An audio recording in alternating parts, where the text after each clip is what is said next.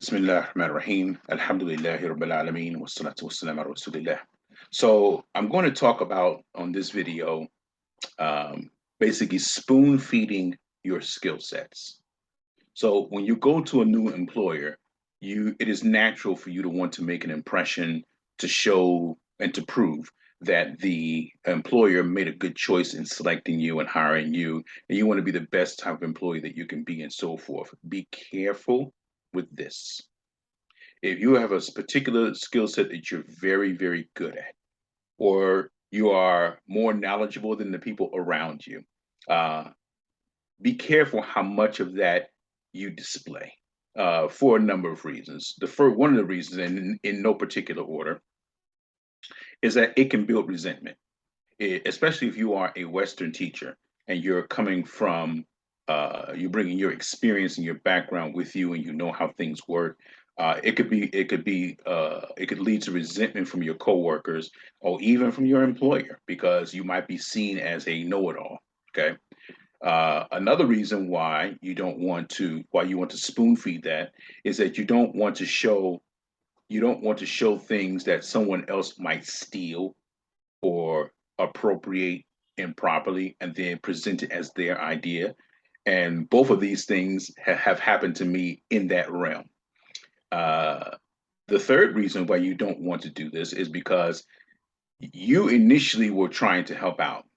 Someone asked you something, someone got stumped on something. I'll give an example.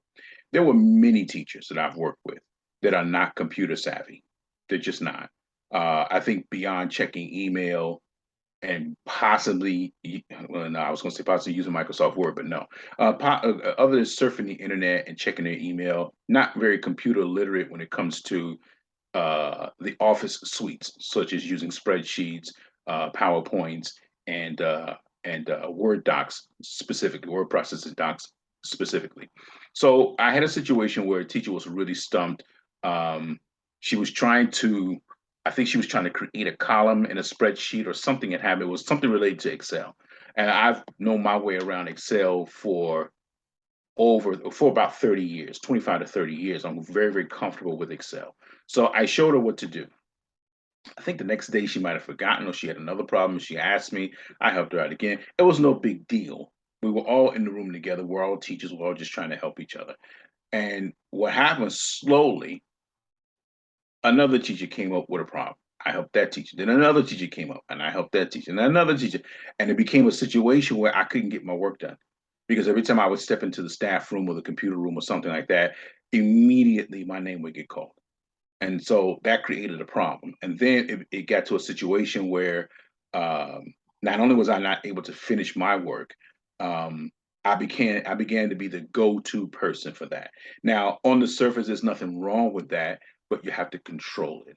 And when I saw when I got into that realm and I started doing that more often, my coordinator, I will never forget her and her words to me. She was from South Africa. She's pulled me to the side in private and she said, Abu Idris, never let everybody know everything that you can do.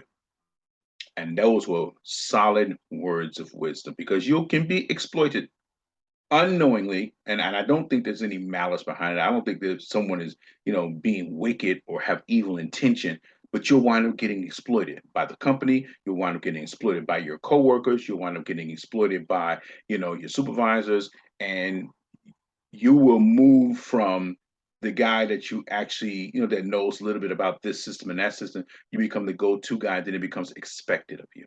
Can you do a workshop on Excel and how to use Excel? Can you show the people how to use PowerPoint and how to make a slide and how to change the backgrounds? Do you know anything about formulas, Abu Idris? Can you help with it? And then you can't get anything done. And the bad side of that, because some people say, well, I don't mind being the go-to guy. I want to help out, rah, rah, rah, team player. The problem with that, though, is that if anything goes awry, if anything goes bad, they say, well, hey, Abu Idris, I thought you said you knew about that. Now you become responsible, and you don't want that. Okay. On top of that, uh, it makes for a bad experience. So what you want to do, you want to show that you know things, but you do it in very small measurements. right? If you ever seen a movie where someone gets locked in a room and they have no oxygen except what's in the room, what do they tell them? They say take very shallow breaths. So you're not gonna you're gonna take very shallow breaths so that you can conserve the oxygen. You want to conserve what you bring to the table. Um, I'll tell you how that worked to my advantage. My last post when I was in Saudi, I mentioned, I mentioned, because one brother, he gave me some advice, said, listen, you should put yourself out there. We need someone to head up the CELTA program. We had a IELTS training program, rather, that was a module that the students, the trainees had to pass in order to graduate from the institute. So he was like, listen, you got a CELTA, you know, you should put yourself out there because the other guy, the brother who was doing that, wound up, he was the head of that. He had some problems with one of the teachers and he wound up getting fired.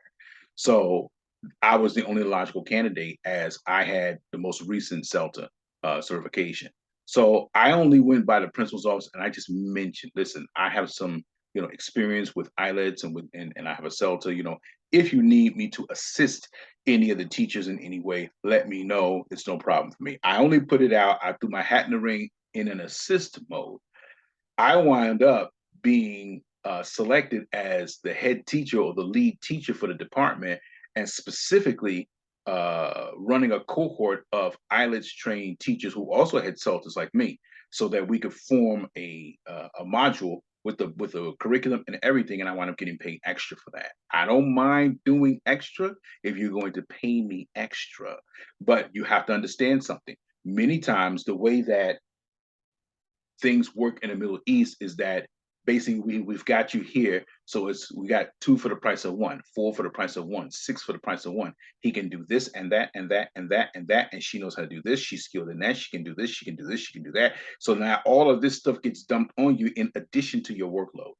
And that if you're not being compensated for it, in my opinion, it's not fair. It's not fair. You want more work, but you want the same salary. No, we're going to have to come back and negotiate it. That's not part of my responsibilities. Find a way to tactfully get out of that particular task. You don't really bog down. I really am not comfortable with doing that at this in this capacity right now. Figure out a very diplomatic way to kind of bow out once it starts getting too much. And it's a delicate line because you don't want to be perceived as not being a team player, but you don't want to put so much of yourself out there that you're taken for granted, basically.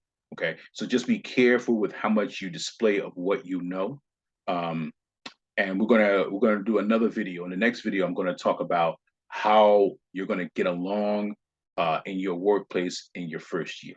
So that's it. If you got any benefit from this channel, please subscribe and like and hit the notification button. If there is one, it should be one at the bottom, so you'll know when I post new videos. Other than that, thanks for your patronage. Please check the links down at the bottom. There's a spreadsheet down there that can help you in your journey for Hijrah and also in your other expenses as well. And there's also my clothing line for my Islamic merch. So let me know, talk to me, leave a comment in the box. Do you agree, disagree, any other suggestions? Other than that, Assalamu alaikum wa rahmatullahi wa barakatuh.